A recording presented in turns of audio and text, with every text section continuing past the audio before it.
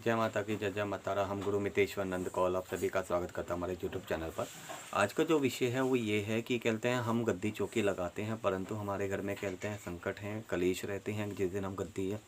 लगाते हैं, जैसे मंगलवार हो गया, शनिवार हो गया, या आपका कोई भी अल्टरनेट डे हो गया, किसी भी दिन आप गद्दी चौकी लगाते हैं तो उसी दिन आपके घर में कहते हैं संकट रहते हैं, कलेश होते हैं, ठीक है। और गद्दी चौकी पे आपके झूठे वचन होते हैं। तो किन कारण वर्षों से किस किस किस कारण से ये सब चीज़ें आपके पास हो रही हैं, क्या समस्या है, क्यों ऐसा कुछ हो रहा है, आज इसी विषय पे जो हम बात करेंगे। क्योंकि हमारे पास कहते हैं इस बार कहते हैं मंगलवार को गद्दी लगी थी, तो हमारे पास एक ऐसा व्यक्ति आया था जो कहते हैं चौकी गद्दी लगाता था, परंतु वो परेशान इसीलिए था क्योंकि उसके घर में कहते इससे पहले भी संकट थे,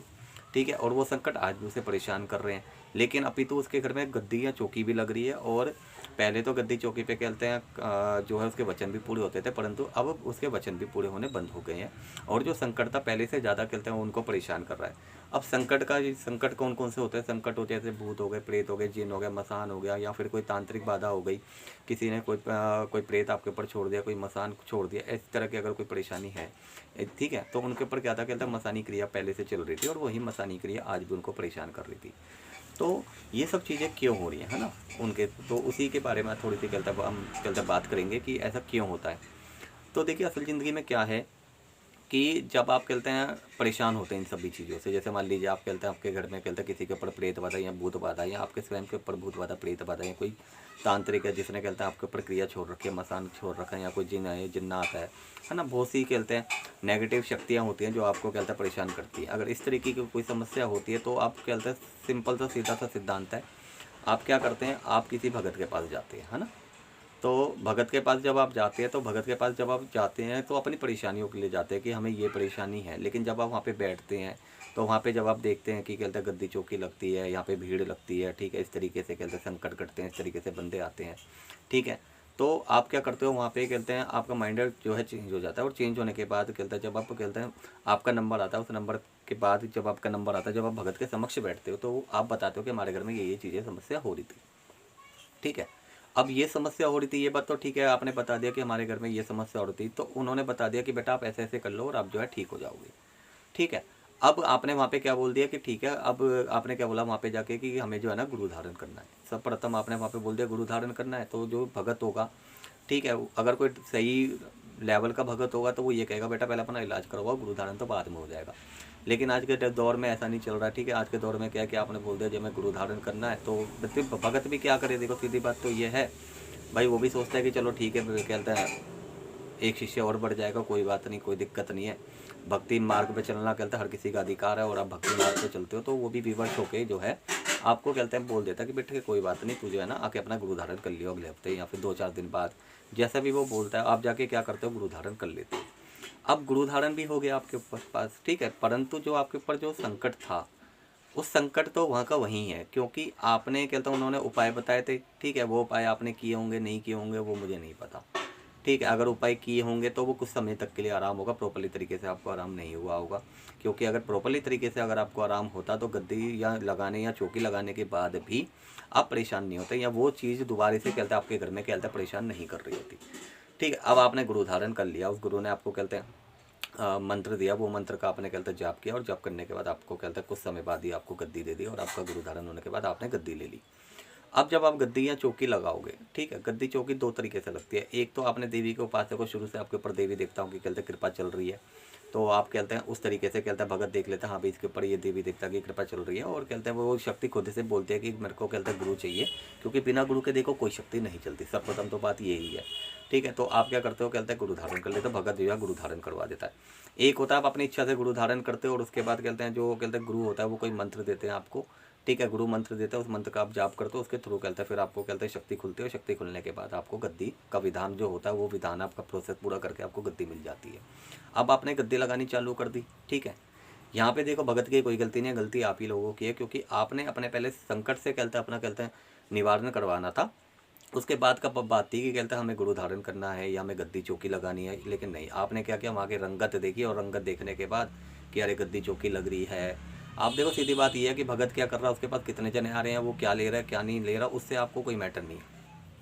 सर्वप्रथम आप जब गए थे अपनी परेशानी के लिए गए थे, तो आप सबसे पहले अपनी परेशानियों का हल करवाते वहाँ पे जाके, ठीक है। उसके बाद आपको जब परेशानियों से छुटकारा मिल जाता है तब आप बोलते कि हाँ भी मैं भक्ति मार्ग पे आगे बढ़ना चाहता हूँ, मैं कहते हैं शक्ति मार्ग से जुड़ना चाहता हूँ, मुझे कहते हैं इसके बारे में प्रोसेस बताइए किस तरीके से मैं शक्ति से मार्ग से जुड़ सकता हूँ। या कभी कभी ऐसा होता है कि गुरु खुद से ही कहते हैं शक्ति प्रोटेक्शन के आपको कहते हैं प्रोटेक्शन के लिए एक अपनी तरफ से शक्तियाँ देते हैं, ठीक है। लेकिन आपने अपना कहता है उतारा तो कहता है जो गुरु ने बताया वो किया नहीं किया, क्योंकि जो मेरे पास आया था उसने तो नहीं किया, उसने तो जाके सीधा गुरु धारण कर लिया था, ठीक है। और उतारे से भी आप ये समझो कि उतारा करवा लिया या फिर उतारा हो गया, उतारे होने से कहते हैं हम सही हो जाएंगे बिल्कुल प्रॉपरली तरीके से, तो ये आपकी भूल है। जो चीज़ जिस भोग पे चली है, ठीक है, उस वो भोग सर्वप्रथम कहता है उसको कहता है वो लगेगा जिस भोग पे भी किसी ने कहता है अगर भेजी हुई है या जो भी कोई क्रिया आपके ऊपर छोड़ी है, वो क्रियाओं को कहता है प्रॉपरली तरीके से एक प्रोसेस होता है, उस प्रोसेस से आपको गुजरना पड़ता है। उसके बाद ही उसको कहते हैं बंदर बना के उसको किसी कहते हैं शमशान में रख दफनाया जाता है, ठीक है। तो एक प्रोसेस होता है, कहते हैं संकटों का देखो अलग अलग संकट होता है, वो देवता बताता है कि ये कहते हैं इस संकट का कैसे कहते हैं समाधान होगा, क्या होगा क्या नहीं होगा, वो एक अलग तक प्रोसेस है। लेकिन अब हुआ क्या, कहता है उन्होंने गद्दी ले लीजिए, गद्दी लेने के बाद कहता है गद्दी लगाना चालू कर दिया, लेकिन संकट तो वहीं के वहीं है। अब क्या किया संकट ने, कहता है संकट परेशान कर रहा है। कभी कभी संकट परेशान जब भी करता है कि कभी कभी ऐसा होता है कि संकट है आपके ऊपर, ये तो हो गया संकट क्यों परेशान कर रहा है, ये मैंने बता दिया आपको कि गद्दी चौकी लगने के बाद भी आपके घर में संकट है और वो आपको परेशान करेगा ही करेगा, ठीक है। इसके लिए तो या तो कहते हैं किसी अच्छे भगत के पास जाओ, वही आपको समाधान कर सकता है, ठीक है, या अपने गुरु से बात करो। दूसरी बात यह है कि अगर मान लो कहते हैं आपके घर में संकट है, ठीक है, और संकट है वो संकट कहते हैं आपके घर में कहते हैं मान के चलिए कोई मसान है, ठीक है, और वो मसान को काफ़ी टाइम हो गया, बहुत समय हो गया वो मसान को कहते हो गया, या फिर कोई प्रेत बाधा है उसको कहते हैं आपके शरीर में रमते रमते 6 या 7 साल हो गए, 6 या 7 साल पुरानी कोई चीज़ हो जाती है तो उसे निकालना बड़ा मुश्किल हो जाता है। तो बहुत से लोग करते क्या, वो उसी को पुजवा देते हैं। जैसे कोई मसान हो गया, कोई कहते हैं है ना, कोई प्रेत हो गया, वो उसको पुजवा देते हैं। अब पुजवाने के बाद क्या करते हैं, कुछ समय बाद वो प्रेत कहते हैं पुज जाता है उनके घर में, या कोई मसान जो उनके घर में पुजना चालू हो जाता है, तो फिर वो खेलना चालू हो जाता है उसके शरीर पे और ज़्यादा। अब जो जिसके थ्रू यानी कि जिस भगत के थ्रू कहते हैं उस मसान को या उस प्रेत को पुजवाया था,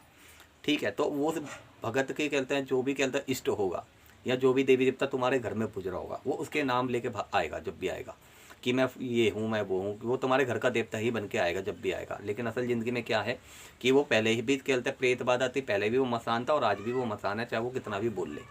ठीक है। अब क्या हुआ, वो खुल गया, खुलने के बाद तुमने उस मसान को पूज लिया, मसान को पूजने के बाद वो तुम्हारे पर हाजिरी भरने लगा, हाजिरी भरने के बाद तुमने क्या किया, गद्दी चौकी ले ली। भाई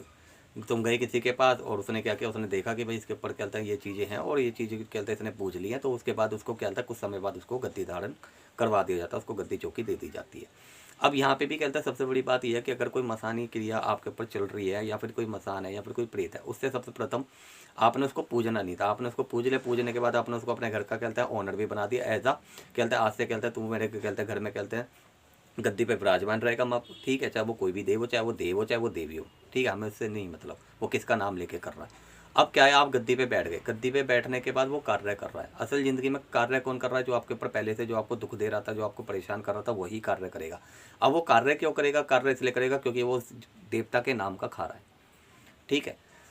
अब वो उस देवता के नाम का खर्च, मान लीजिए कोई मसान है वो मसान को गद्दी दे दी, ठीक है, गद्दी दे दी, उसको कहता है यहाँ कहता है वो उसको गद्दी दे दी, गद्दी देने के बाद उसको कहते हैं आपने गद्दी लगानी चालू कर दी, ठीक है, क्योंकि आपने उसको पूज लिया है तो वो निकल नहीं सकता। अब गद्दी लगाने के बाद क्या हुआ, आपने उसको पूज लिया, गद्दी दे दी, गद्दी देने के बाद उसने कुछ समय तक तो कार्य किया जब तक आपको भोग प्रसाद उसको मिलता रहेगा,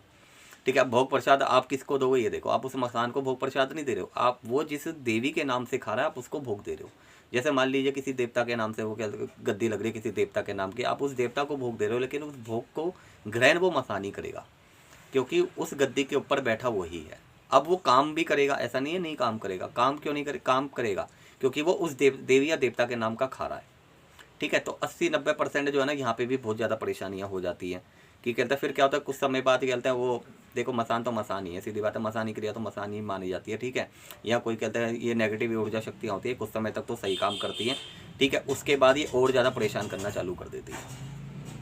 ठीक है। तो कभी भी क्या होता है, अगर आपके ऊपर कोई भूत बाधा, प्रेत बाधा, कोई जिन आता है या फिर कोई मसान शक्ति है तो इनको पूजो मत। हम तो सीधी बात जानते हैं, इनको पूजने का कोई फ़ायदा नहीं है, इनको हटवाओ अपने तरीके से, प्रॉपरली तरीके से ये हटने चाहिए। जो भी इनका भी जो भी